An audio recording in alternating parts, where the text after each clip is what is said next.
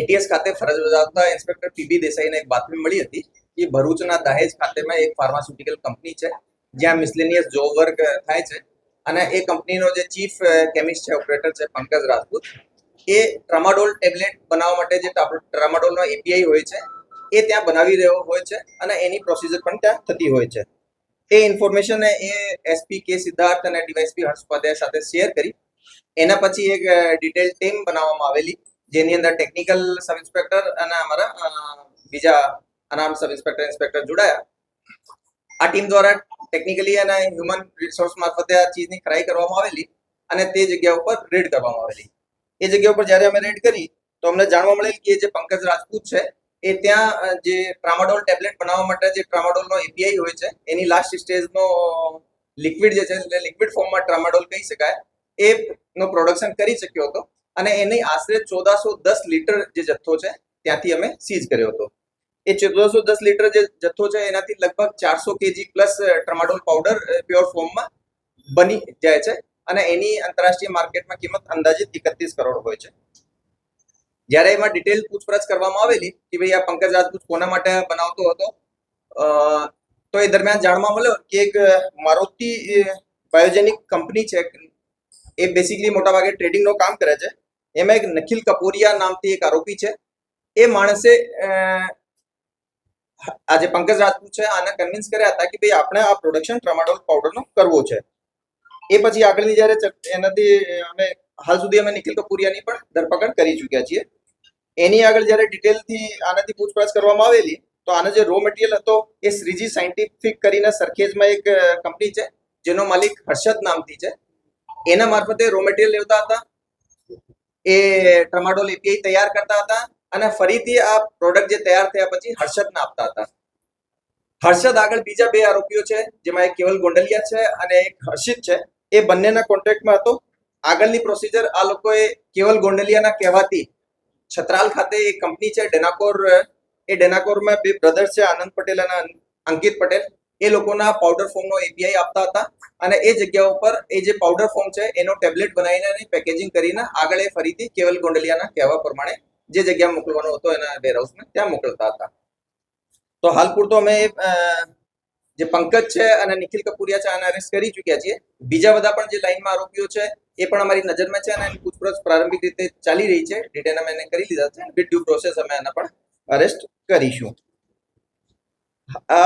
એમાં એક ઇમ્પોર્ટન્ટ આ વાત છે કે ભાઈ 28 તારીખે મુન્દ્રા ખાતેથી એક એક્સપોર્ટ કન્ટેનર કસ્ટમ્સ દ્વારા પકડવામાં આવેલો હતો ટ્રામાડોલ પાવડરનો, જેમાં લગભગ 68 લેખ ટેબ્લેટ્સ હતી અને જેની કિંમત લગભગ 110 કરોડ રૂપિયા હતી.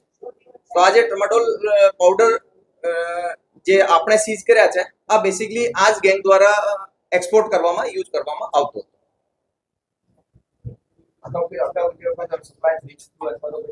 નહીં, હાલ સુધી અમને જે ખબર મળી છે કારણ કે બહુ પ્રારંભિક રીતમાં છીએ કે પહેલો જે કન્ટેનર એક જે સીઝ કસ્ટમ્સ દ્વારા સીઝ કરવામાં આવેલો અને રિમેનિંગ માલ અહીંયા બનતો હતો, પરંતુ અમે વિથ ડ્યુ ટાઈમ આપણે બધા કસ્ટમ્સથી અને બીજી જે એજન્સીઓ છે આનાથી સંકલન કરીને કેટલા જથ્થા કંપનીના નામે ગયા છે એ બધું અમે બહાર નીકળ્યું. 110 કરોડનો જથ્થો પકડાયો તો ફાઇનાન્સ કોનું હતું સૌથી મોટું? કારણ કે આ બધું બનાવો રેકેટ આપણું ચલાવવું.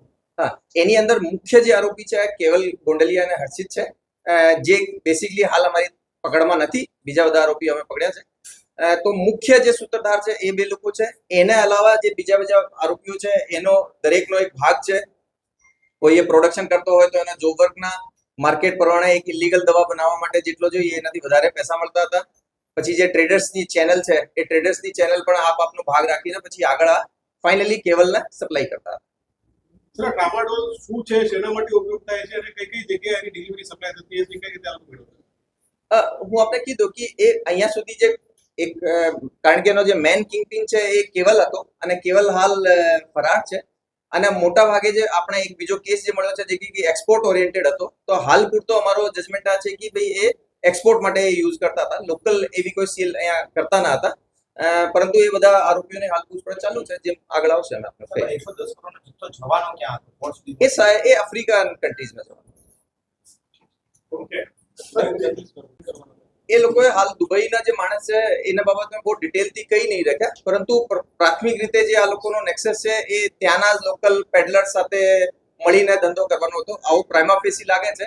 કોઈ એક્સપોર્ટ બાબતની કઈ વાત હાલ સુધી મારી પાસે આવી નથી અને અમે હાલ એનો ઇન્ટ્રોગેશન દરમિયાન અગર કઈ આવશે તો આપણે અગાઉ જણાવીશું. કંઈ વેચ્યું હોય, અગાઉ કોઈ જથ્થો deliver થઈ ચૂક્યો હોય? એ લોકોના હાલ પૂરતા ઇન્ટ્રોગેશનમાં આ છે કે એક બે વખત આના જથ્થા જે છે એનો જે સેમ્પલ છે એ ફેલ થયો હતો. એ એપ્રોપ્રિએટ કલર જે થતો એ આવતું ન હતું, પરંતુ આ ટાઈમથી આનો સક્સેસફુલ પ્રોડક્શન થવાનું હતું. રો મટીરિયલ બીજા કોની પાસેથી છે? ખાલી એક જ ત્યાં જે આપણે રેડ કરી છે. એ રો મટીરિયલ ઘણા બધા હોય છે આ પ્રોસેસમાં, તો દરેક રો મટીરિયલ માટે જુદી જુદી જગ્યાઓથી, તાકી એક જગ્યાથી કંઈ ખબર ના પડે એ રીતે પ્રોક્યોર કરતા હતા. મોટા ભાગના પ્રિકર્શન્સ એવા હોય છે જે કે માર્કેટમાં આઈધર ઇઝીલી અવેલેબલ હોય, અધરવાઇઝ એન્ડ યુઝર સર્ટિફિકેટ આપીને મળી જતા હોય છે.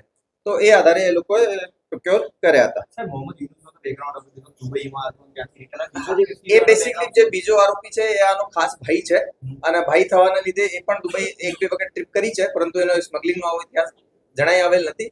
પરંતુ બંને મળીને પછી, કારણ કે એમાં સિક્રેસી એ ધંધામાં બહુ વધારે એ લોકો ધ્યાન રાખે છે, તો બંને ભાઈઓ મળીને અને સાથે સાથે એમાં એક આનો ત્રીજો ભાઈ છે સાદિક કરીને, એનો પણ નામ ખુલવામાં આવેલ છે. Okay done. બીજો જે કેસ છે એક મિનિટ